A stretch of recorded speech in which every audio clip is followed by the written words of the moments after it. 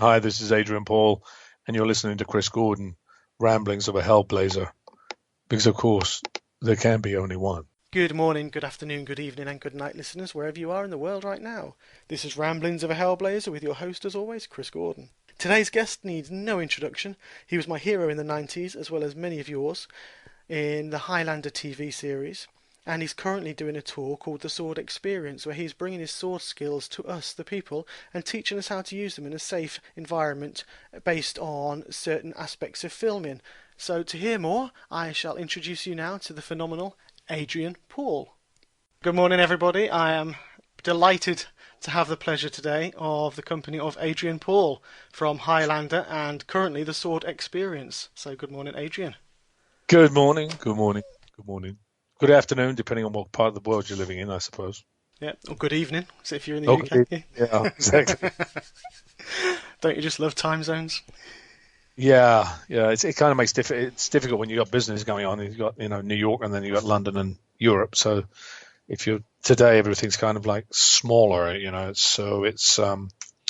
It makes things a little harder, but you just have to juggle time zones, and then you'll figure out where you're at. Oh yeah, I found that doing these. It's trying to figure out LA, New York, Europe, New Zealand. It Right. can be Yeah. quite Yeah. Challenging. challenging. Yeah, that's a good word for it. But at least I'm not actually flying like you do when you fly into these places. Yeah. Cool. So yeah, as you know, I've got some questions for you. I've got some general ones. I've had some people send me some questions for you as well. And obviously, we're going to hear to talk about your current project, which you are in the middle of, which is the Sword Experience too. Yes. So we shall kick off with: how old were you when you realised you wanted to become an actor? Oh gosh. Well, I was 13 in school plays, but at that point I was playing football and chasing girls. About 15. So I had much more interesting things I wanted to do in my life. To be honest, it was in my later teens that I started getting into sort of the arts, if you wish.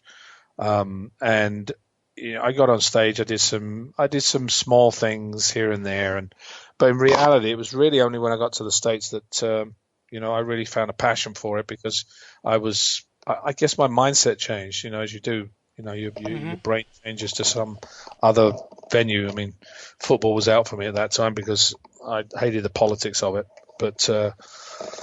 So I moved on, and at the time they weren't being paid, $10 million a year. It didn't seem like quite the thing to do at the time. Yeah. Okay, fair enough. What kind of inspired you, or who inspired you to go into acting?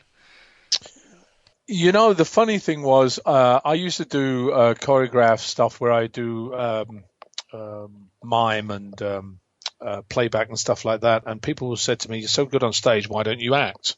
And I was like, yeah, I've been wanting to do that, but yeah, yeah, it's a good idea. So I started studying in England and privately, basically. I didn't go to RADA or anything of that nature. Then I was taken to New York because I started working in New York, and then I lost all my money in New York because it was so expensive at the time. Hmm. And I went back to the States. And when I was in the States, I started taking classes in the States, and I found this one teacher who's passed on now, uh, Roy London, who was, I mean, he's did so many stars that today. Brad Pitt, um, uh, got so many people that came through his classes, and I remember the moment actually that I got inspired by it, watching a scene in his class that I just realized this is what I should do.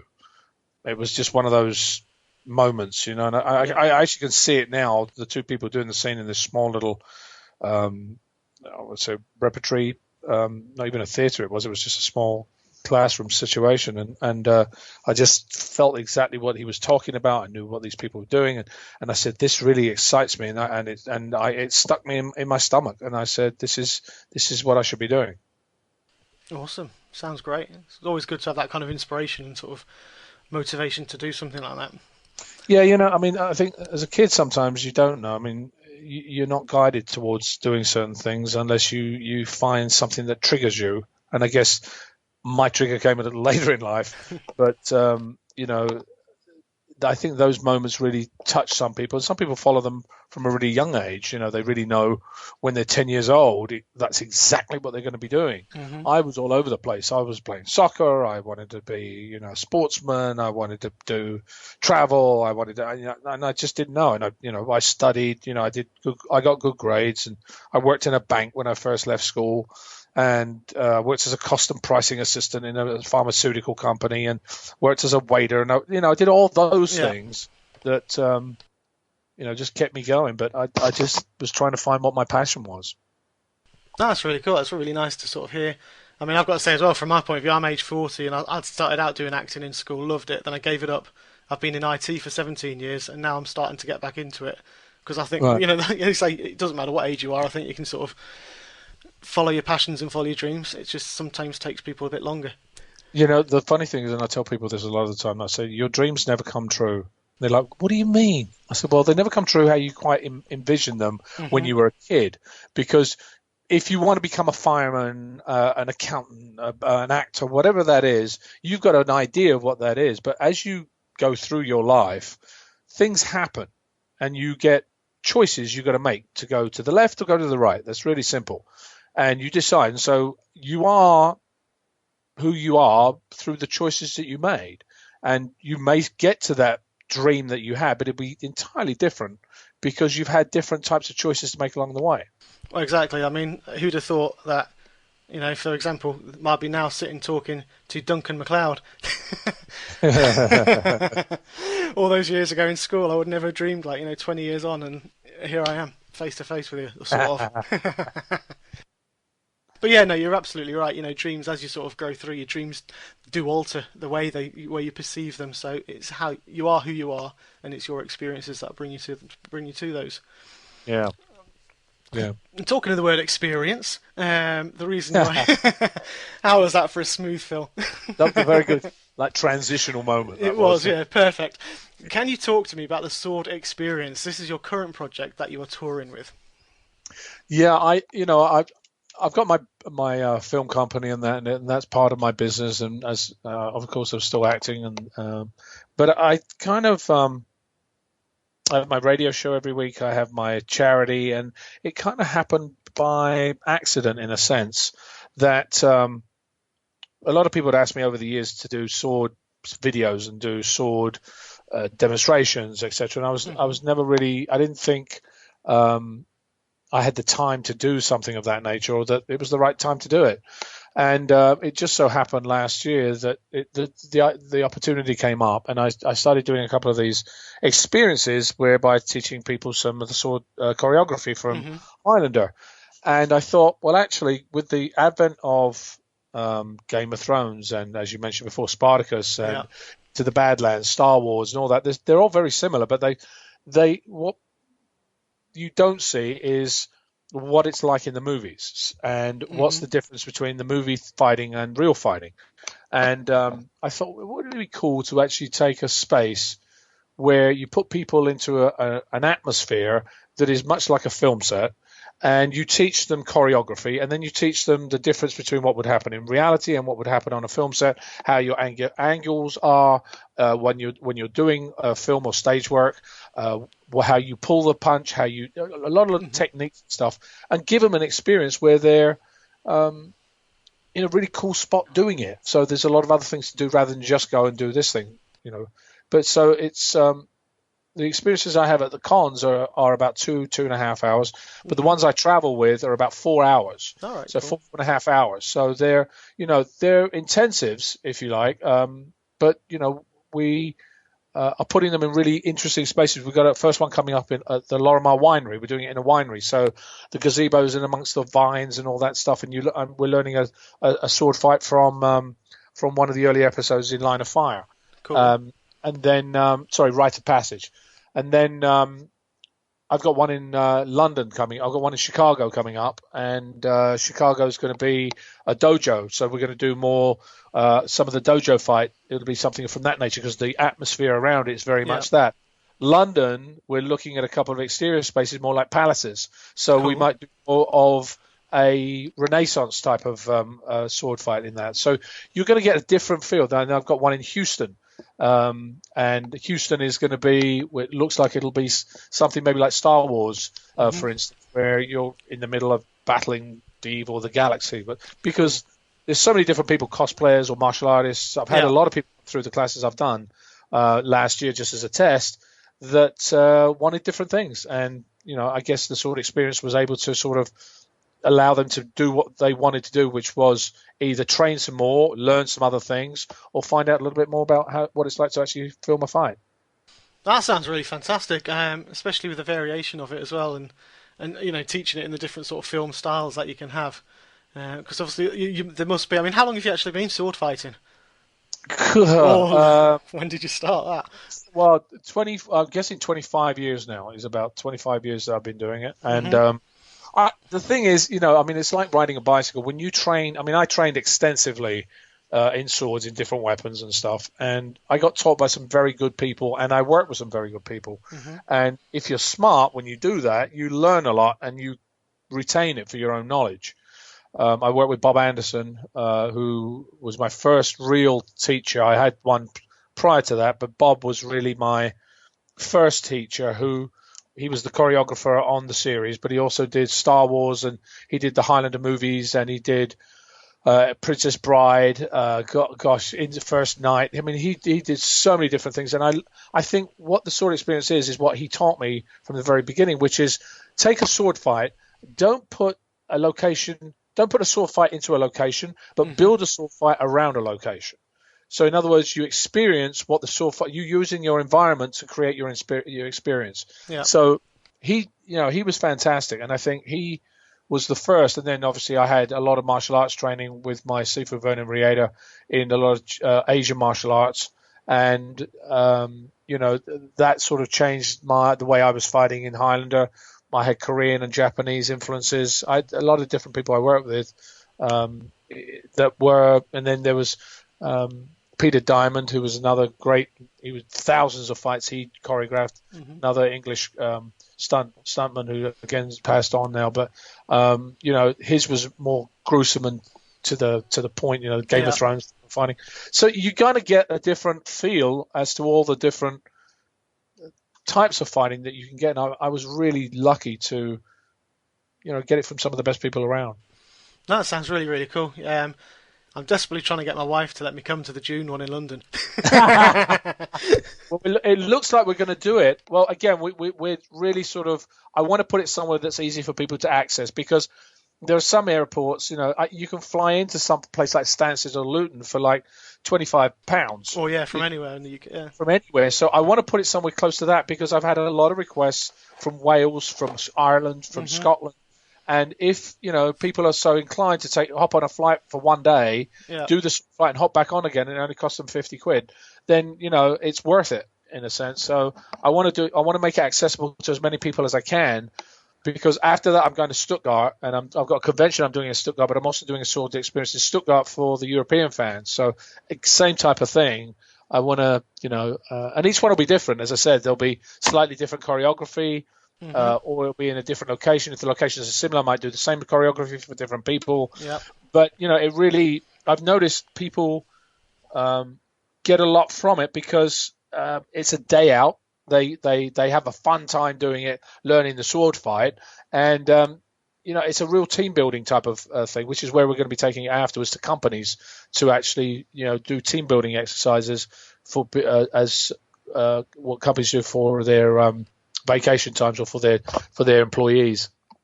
All right, that sounds fantastic. I'm not going to name the company I work for, but it's a big one, so I'll mention it to them and get you down for that as well, because they do loads of team building stuff. So I think a lot of people will be interested in that. The interesting thing is that when you do sword fighting, you have to really be in tune with what you're doing. It's not just you can't sort of your concentration can't go off to the left or the right, because then you get injured. Yeah. You have to be really respectful of who you're working with, and you have to be respectful of what you're doing. In other words, what sword it is. And I think that happens. And I found people coming together. We did one at Microsoft with about 45 people from Microsoft, and they were all employees. And I switched them around so that they're all working together, and eventually they start teaming up per se, and it seems to be a really interesting way to watch people work things out together, because they have to, when they put the weapon in front of them. Well, yeah, exactly. You don't want to mess up with that, do you? No, not really. No. Yeah. Well, it's kind of similar. So I did pro wrestling for 2 years quite recently. I was a rookie in there for a couple of years, and it's very similar the way the choreographing, because you've got to be in tune with that other person. Because if you're not, you end up in, obviously you're not going to have your head sliced off or your arm sliced off with a sword, but it's still you still get very, very wrong. So yeah, I can see where the where you have to be in sync with that person, especially if it's going to be like a film scene or a TV scene, because obviously in a real battle you don't care, but when it's for a TV, you really don't want your co-star just to drop down with a real head cut off. Highlander wasn't real for that. Yeah, I mean, you got the thing. The issue also is if we use bokens, we won't use real swords just because the insurance problems on it. But still, the thing is that'll still hurt you if you get it. If you get whacked in the arm. And I found over the years fighting so many different people that. You have to really sort of understand that there's an adrenaline as well that happens as an actor. When you work as an actor, for instance, you create a role and a part, and you become that part and that role. Well, you can have as much anger and stuff in the fight itself, but you have to be controlled in that anger so that you're not slashing through and creating damage. I mean, numerous times I've had swords bend on me, break off, break my stitches in my finger and my face and stuff, because people were overzealous or didn't quite know what they were doing, right? And that's problematic. Yeah. Well, yeah. That's where, like you say, serious accidents do happen. Yeah.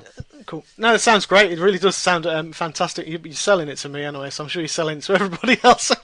I'm just telling you what it is. I just thought it was. I've not had. Everybody's kind of gone, that sounds a really cool idea. Nobody's really done it. And I don't think they have. I think, like anything, everything evolves, and the sword experience will evolve into a bunch of other things, I think, as well. Mm-hmm. And, I think it has the opportunity to do that. I just hope it has fun. And it's not a huge amount of my time, per se, to go and do it. It's an afternoon somewhere, so I can... I can actually go out and do that. Our idea right now is to do one event a month. Mm-hmm. And, if it grows, great. If it doesn't, that's still okay. I'll have had fun, and hopefully people will have had the same amount of fun as I had. Well, that's excellent. I mean, you're going to Stuttgart as well. It's just popped up in my head. Obviously, all your castles around there and the old... You could do real medieval type scenery around there. There's some amazing stuff. We actually have... Because what we look for now is we're looking for ninjas. We call them ninjas. And those are the people that are... around the country, around the areas we go to, that help us with finding a location, as well as they might have ways to actually help us spread the word that we're coming to that area. Yeah. And then there's added benefits of being a ninja, which is fun, and it's kind of trying to create our little army per se that allows us to do a smooth transition into whichever other area we go to, because flying into some place, sometimes you don't know what is there, you don't know what the restaurants are, you don't know what the cool things are around there, and it's great give somebody an experience. I don't want to say, well, here's a hall, we're going to do this here and done. I want to say, well, there's this great park nearby, there's a restaurant, there's a free boat trip, there's we're going to be taking this to a lot of different places, and these experiences are going to sort of grow around this concept. No, it sounds really excellent. So obviously, I mean, I've seen a lot of feedback as well. Following the account on Twitter, which is Sword Experience, for those people who want to follow it. So get out there and follow it if I get all the latest updates. But there is a lot of positive feedback for you on the website. Of me just tweeting out in the past day or two, it's really picked up, and there's a lot of people saying that that what they've seen and stuff looks really, really good. So I think it's going to be a success. Would you offer more? Would you come back and do more? Obviously, you've got a certain amount of ones this year. And if it's a huge success, you want to plan on doing... I mean, you've touched on it before. Yeah, I mean, again, we'll see how it goes. I mean, I'm really surprised. I mean, it always surprises me. I do conventions, around the US, and now, obviously, I've doing one in Stuttgart. But it really still surprises me how popular Highlander was, and still is to a lot of people. There are still even young fans now suddenly finding it. It's dated in the sense that it is the clothes. You can tell it's the 90s. Yeah, It's just, it is. It was done in the 90s. But with so many, the change in the industry, the change in the perception of what is cool in a sci-fi or in a fantasy genre now has changed dramatically over the past 10, 15 years. So there are so many different people now. I was just actually watching now because I have another film. I'm actually coming to England to do a teaser on a film that we're producing that I will be in, and it's I was looking at other teasers, and a lot of them are real sci-fi oriented, and what they do with them is just incredible now, and it's just changing the way people look at what a comic book or a sci-fi series is all about. Well, definitely, yeah. Actually, I'm going to jump to one of the questions now because it's a perfect time to place this from Kerry. Kerry, by the way, Kerry Boyce and Luke Boyce, they're from Chicago. They're on Shatterglass Films, and they're huge fans. As soon as I mentioned it, they were just like, "Oh my god, oh my god!" They're massive fans of you. So if you want to give them a shout out, you can do. Thanks, guys. Thanks, guys. Yeah, Kerry. I'll see you guys in Chicago. Oh yeah, I'm trying to get them there. I think they're trying to get there too. So yeah, Kerry's one of the questions is if Highlander were on today, it would probably come with live tweeting, internet fandoms. And do you feel like Highlander could have been bigger than if it existed now and during this age than it had in the 90s when it was a simpler time without the connections, without the internet? Or would you have preferred it, or with all the fan interaction? I think it would have been huge. That's my feeling about it, because I mean, I know that when I traveled to different countries, I had a huge response. Russia, Romania, France, Spain. I mean, I went to so many different places, and that was just through watching it on TV. And I'd said this to somebody. I said, especially with the conventions, the amount of people that would have been aware of it would have grown exponentially. And I think if it was set in today's age, I think it would have been much bigger than it actually was because of the way we can share information today. Yeah, exactly. I mean, you see a lot of the shows now, they live tweet, as the episodes are going on, the actors are sitting on Twitter and they're talking as well with the fans. Right. So if Highlander had done that, I mean, we can get a resurgence of Highlander. We can start that right now. Get it back on the main networks, and we can do it again. But I agree with you. I think the internet has been a fantastic thing for the media and obviously for film and TV promotion. But you're right. Even without that, Highlander was phenomenally successful in its in the 90s, and it still is. Everywhere I go, as soon as I mention to anybody who I'm talking to, everyone's like, "No way!" It's like immediately it goes back. So it's cool. Like so cool. It's funny because I was watching the last of American Idol's on now, and they did last week. They did a recap of how American Idol kind of evolved, and one of the things they did was picking up the cell phone and texting. They were like, nobody knew what texting was back in like the mid 2000s, early 2000s. They didn't know what texting was. So, but it suddenly blew up, and they had I think it was like 5 million texts over the first few shows they did it. It was just ridiculous. Yeah. The amount of coverage it was able to give them, and it's such a phenomenal show that comes from Pop Idol, which was the English version. Which the funny thing is, a lot of great English shows end up being on American TV, and they're like, oh, it's an American show. No, it actually started in England, such as The Office, which is another great show. Yes. I prefer the English version. Ricky Gervais.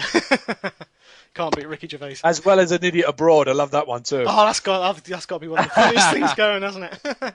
Carl Pilkington. You watch, sorry, I trail away, but you watch him and you think, is it staged? But no, it's. No, he reminds me of a friend of mine. So yeah. Yeah, that's always good for a laugh. Pretty much tears streaming down my face every time I watch him.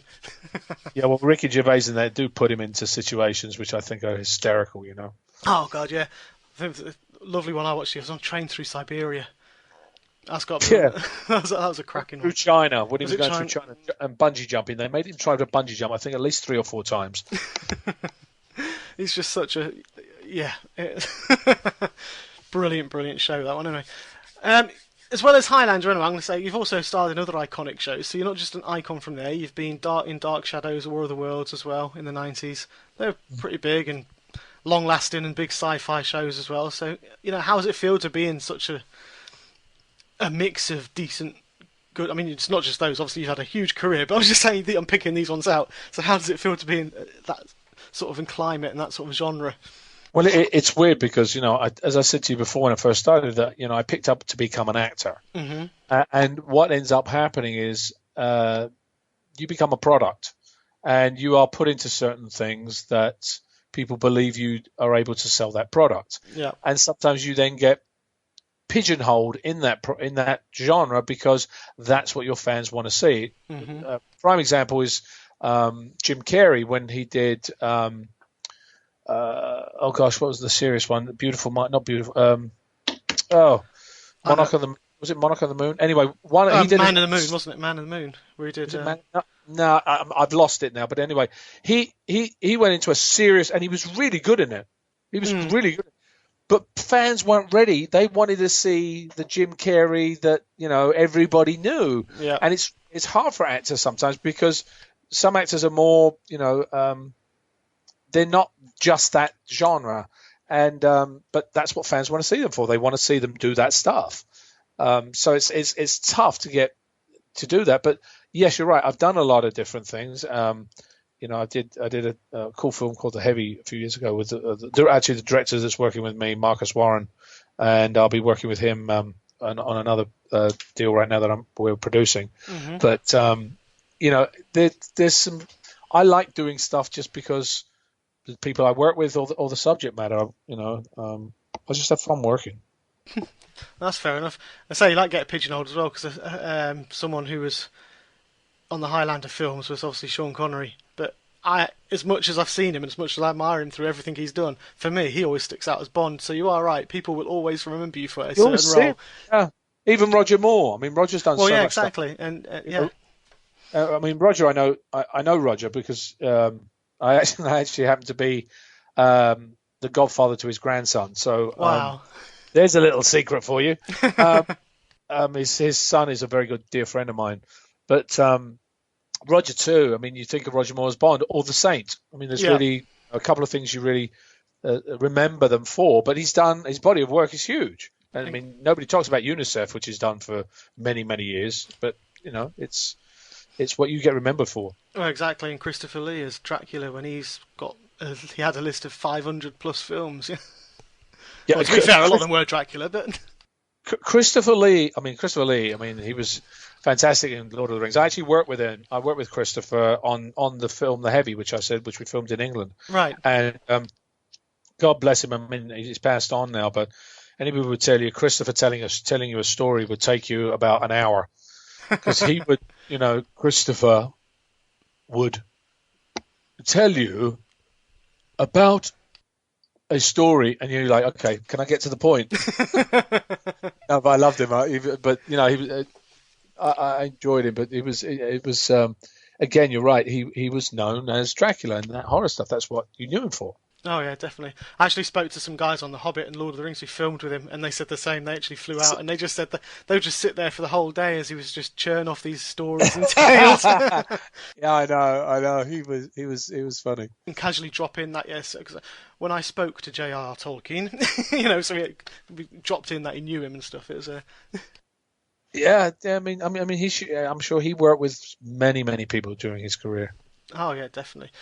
Now, you do have some upcoming films as well, which I was going to say, whether you can talk about them or not. I mean, they're on IMDb, so I'm pretty sure you got like The Inferno by Dante and The Secrets of Emily Blair I've seen, and is it Egil, The Last Pagan? Egil's not in production. The Secrets of Emily Blair is actually like a Carrie type of thing. Oh, right, cool.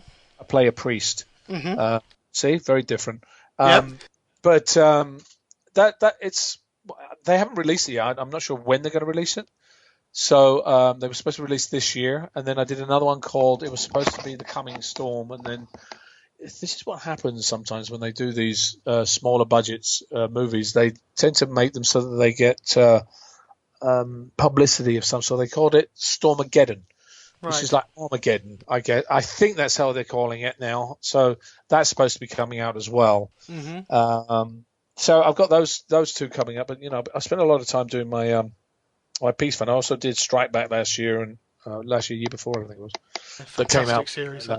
Yeah, it was a great series. It was so funny because it was it's changed from how we used to shoot. Yeah. Strike Back now, I mean, for instance, has a second unit that was probably as big as our first unit. It's so big that I mean, they had trucks and armor personnel and gun carriers and this person and stunt people, and I'm like, this is second unit, really? So it's really interesting to watch how it's developed. I mean, you've got Game of Thrones now. I mean, it's $10 million every week. Yeah, I mean, phenomenal. That's a huge, and I'm a huge fan of Game of Thrones. I actually saw the original script when it first came out. My manager at that point said, "Oh, you should see this," and I did, and I was like, "Yeah, can you get me on?" And I didn't really push it too hard because I would have loved to have been on that series, but it's a great series. It's beautifully shot and creatively, I think it's iconic. Oh yeah, I've got to admit, I'll hold my hand up. I'm probably one of the few who hasn't seen it all yet. Really? No, I just haven't got time. I know it sounds so sad, doesn't it? It's one of those I want to spend a lot of time to catch up and watch it, to make sure, because I think you have to get. I've tried the first few episodes, but then I run out of time and other things. You get family, and I just can't sit down. So I need to sit down and watch it all. But from what I've seen, there are some phenomenal scenes in it, and it's. I think it's definitely groundbreaking in many ways for the TV show today. Well, not a lot of people realize it comes from a book. I remember when we first saw the first season, and what's his name? He lost his head in it. I want to say Liam Neeson, not Liam Neeson. People are going to kill me for this. Sean Bean lost he got decapitated and he got his head cut off. Mm-hmm. And my wife and her friend sitting in there going, "Oh my God. Do you think he knew when he signed on that they were going to kill his character off that quickly?" So we went, "It's actually in the book, Yeah. So, but it is a shocker, and what they do is what we used to do, and I think every good TV show does it. They do things you just do not expect. Mm-hmm. You're like, "Oh my God, what?" And you want to tune in to see what happens after that. Yeah. Walking Dead has that. I mean, I just saw the last episode of The Walking Dead this year, and I'm sitting there going, "Oh dear, what on earth is going to happen here?" And you want to go see it again. Definitely, yeah. I can't believe the negative reaction that's got. People have gone wild, as though a cliffhanger was just a brand new thing that The Walking Dead have introduced. It's been there as long as TV, but yeah. That you want. Everybody's ticked off with it, but I guarantee you, everybody that's ticked off with it will be tuning in next year to see what exactly happened. Oh yeah, exactly. The ratings will be through the roof in October for that. Yeah, probably. Cool. Now, before I move on to a couple of questions from people who have come in, you did mention the Peace Fund, and I want to talk to you about that as well, because I've seen that that's the charity that you've set up and run. Can you tell me about that as well? Obviously. Yeah, I started the Peace Fund in '97, so it's now 19 years old. Gosh, oh dear, I'm dating myself. Stands for Protect, Educate, Aid Children Everywhere, and it really has evolved into a organization where I've partnered with different non-profits around the world. We work with people in Cambodia, Thailand, Haiti, the United States. Just so many different places, and we have a thing from. Sorry, I'm getting a phone call. It happens to come through on my computer. That's lovely. But we partner with organisations everywhere, doing something currently right now with Wellspring Hope in Niger, West Africa, where we've also we built 2 wells for them a couple of years ago. We raised the money for that. We've got different things right now. Another program we have is the Los Angeles Unified School District, where we're actually taking education into schools by supplying, through our partnership with Microsoft, Microsoft Surfaces. But the thing is, for me, I kind of, over the years, I've seen so many different ways that people have been given money or resources and stuff, and I think there are a lot of great organizations out there. A lot of people don't know about them. So we started Peace Fund Radio 3.5 years ago. So Peace Fund Radio runs every Wednesday on 11 a.m. Los Angeles time. It's on the internet, so you can hear it. But I picked up so many different celebrities coming in and so many different children's issues across the world that we talk about. And now I kind of, what's happened with that is that it's kind of brought me into the Peace Fund becoming a hub for all these other organizations to talk about how they connect with people. And now we've started putting organizations together so they can actually go out and do work together, because they may have the same ideas. They might be dealing with water. One might be doing it in Niger, West Africa. Another one might be doing it in Northern California. Mm-hmm. So some of them, their funding is totally different, but their ideas are the same. And sometimes cross-platforming things, you can actually solve a lot of things by doing that. So that's where the Peace Fund's kind of got into. We have our own programs, but we're really sort of into helping kids anywhere, pretty much. And that's why it's protect, educate, aid children everywhere. That sounds really, really worthwhile. Well done for that, and kudos. That sounds like a really great project to run. Another thing that I want to mention, and I think some of your listeners will understand this, is that back in 2004, 2003, when the tsunami came, yes, there was a massive, especially from England and a lot of places around the world, massive support and donations given to people, put out there. But eventually, what happened to it? And so to me, I sit there going, okay, we know that where some of it went, but in reality, I want people to know, okay, if you give us money, I want them to know how we spent it, what the reaction was, and how it works, because I think that makes people understand and get involved in it a lot more, because they're seeing how they've affected lives around the world. Mm-hmm. Well, definitely, yeah. Where could someone go to learn more about the Peace Fund itself? You've got websites, and they can obviously hear your radio.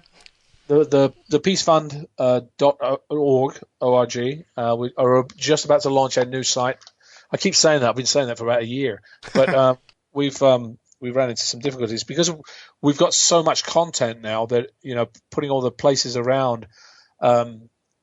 All the different categories in it's taken some time, but we have Peace Fund Radio, which you can find on the internet. You just type in Peace Fund Radio and it'll come up immediately at one of the top searches. We also have Celebs for Kids, which is one of our fundraising arms. So the Peace Fund really has a lot of stuff where we actually are bringing celebrities in and we're giving different people different ways to actually raise money for causes that they believe in. Because one of the things we found in Peace Fund Radio is we deal with a lot of kids that have done incredible things, like a little girl raised $130,000 for her favorite to stop child slavery. Cool. She was 9 years old. Wow. That's a hell of a lot for anyone, let alone 9. So she spent a year and a half standing on the street corner, selling her lemonade, and raised that amount of money. I mean, we're talking about kids that do inspirational things, and I think people know about them. I think people need to. What I've really found is that people really start organizations or they join an organization because a lot of the time, somehow, somewhere, it's touched them. Mm-hmm. Whatever it is, whether it is AIDS, whether it is autism, whether it is homelessness, somebody around them, something in their life has touched them to start that organization or join it. So I want to give people the opportunity to say, okay, there's a lot of organizations out there. Here they are. You can choose. You choose, and here's the information about them as well. Cool. No, definitely worthwhile. I should be checking out that as well, subscribing to the radio. 11 o'clock your time, so that's 7 p.m. my time, so perfect timing. Yeah, there you go. It's easy for you guys. It is, yeah. We're not going to be sat in work just after work. Yeah, that's right. Yeah. Exactly. Nice thing to chill out, so I'll have a listen to that, definitely. Okay, moving on to, I've got 3 or 4 questions from people here before we wrap it all up. So back to Kerry again. I did throw hers in earlier. If we were all immortals and there can be only one, who alive should get the title today? This is a deep one. Who alive should get the title today? That would be a lot of killings. About 7.5 billion, actually. Who alive? It's a tough question because where do you take it? Do you take it to the spiritual level? I mean, what do they have if they're the only one? Are they going? Is everybody else? If we're all immortal, then we're screwed. Because we're all dead at some point. Yeah. If there are a bunch of immortals around, then that's different because then they're going to be servicing the humanity. So that's a different question. If it would be, I would pick somebody that would be able to enlighten people to stop them from behaving like, or or using religion or using an excuse to create havoc around other people and kill and maim and put their own points of view on other people. I would like somebody that would be able to educate people to stop that type of behavior. Very, very good answer. I totally agree as well. It's it would be nice to have that. Wouldn't it be nice if all the human race could actually live in love, peace, and harmony? Wouldn't it? It would be perfect. Unfortunately, we are creatures of greed. We are. And the thing is, even though there is a great sentiment, somebody may start it. Eventually, somebody's going to twist it. Mm-hmm. That's the problem. If you could stop the twisting, we would live a much more peaceful nature. I don't think it would eradicate everything, but I think it would definitely make things different in our lives. I also think, we talk about, the state of the world right now, the state of things that are happening in England and Europe right now is very troubling because, you have a lot of individuals that want to change things or create havoc, and we've become so politically correct that sometimes we don't realize or we step away from the issue, and later on it's going to bite people in the backside. Because if you don't stand up and look at the issue right now and not say, well, I'm not being politically incorrect, then you're going to find a lot of changes that may change the entire structure, the fabric of the society you live in. Yeah, definitely agree. I could go on all night politically talking about that kind of stuff, but I think you're totally right. It is scary. There's a lot of people, like you say, power corrupts. Absolute power corrupts. Absolutely. I think that's the saying, isn't it? Yeah. Someone said it somewhere, I'm sure. But it's just greed. Cool. So moving on, rather than so try and lighten the situation again, rather than go. Otherwise, I can go on all night. If you see my Facebook, you'll see why. Yeah, right. Tracy, how much training did you do for the sword fights? We kind of touched on it actually with the sword experience. Right. Yeah, I kind of touched on it. I touched on it, a little earlier. It's a lot. Let's put it like that. I did a lot, and I have the bruises and the scars to prove it. But you need to. It's like anything. You have to train. People that have skill. There are people that are much more skilled than others. But people that don't train and have not as much skill will become skillful because they train in whatever it is. Yeah, exactly. How long did it take to film those kinds of scenes? Depending on the thing, usually 4 to 5 hours would be like one action sequence. So if you can imagine, I did probably 3 a week per episode, and then there was all the action stuff. I was doing a lot of hours every week, on one thing or another. Yeah, sounds like a lot of physical work in a week. Yeah. Cool, nice. The last one is actually from This Week in Film podcast. Has sent one through, and Tracy sent the same one as well. But it's what was the worst accident that you've had with a sword? You've said you've had your bruises, you've had your. What's the worst accident I had with a sword? I don't know. I don't know if it's a sword. I think it was being on the action thing. I landed on my head from above a staircase. Ouch. Which I've also gone backwards on my head doing a stunt when I was doing the breed.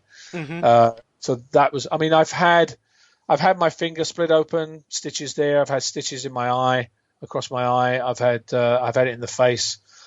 Every week the sword would break because, as I said, that's one of the things you learn as you start handling swords is not to be beating them or what I call cutting through a person rather than stopping at your target, which makes the sword cut a lot lighter and faster too. Mm-hmm. So you really have to sort of adjust, and I think that's where you don't get as many injuries. But the injuries I've had, were from unexpected things. I mean, I actually one of the ones that really split my head open once was I was directing it. Funny enough. And these are the things you don't understand. It's why the sword experience actually is able to sort of teach people this. Is that yes, you've got your sword choreography, but then you've got the space that you're in to actually choreograph it. Then you've got the lights, and everything else that comes with it, Yeah. other people, etc. And those distractions have to be out of your eyesight because things can happen. And I was choreographing this fight, which was in the Lord Byron episode that I did, and he had two weapons. One that he was thrusting with the left that I parried, and then as I parried it, he spins with the right and cuts across that I then parry over my right eye. Well, as he went through, I lost him slightly in the lights behind him and missed the parry. Right. Well, I do the parry again, but by that time he's already turning. I didn't have the sword. He turned so quickly, he just cracked me right across my eye. And it just stitches. It bled like this, and then I couldn't have anesthetic because I was still filming, so I had to have stitches put in my eye. And if you look at that episode, you'll see in the fight at the end there, I was actually always kind of favouring the camera from one side because on the other side, I had stitches in my eye. Oh, lovely. Oh, I guess yes. I guess you couldn't have anaesthetic because that'll hamper all your sword fighting for the future, wouldn't it? Because you'd be well, it's 2 days later we had to stop filming for a couple of days because my eye swelled up like a balloon, and it was red and bloody because you damage all the nerve endings and the blood vessels in the side of the eye there, so that causes the eye to go red. Anyway. Oh, lovely. Yeah. I've actually talked. I'd say last one. It's not a question. It's I actually talked recently. I made friends with Luke De Silva.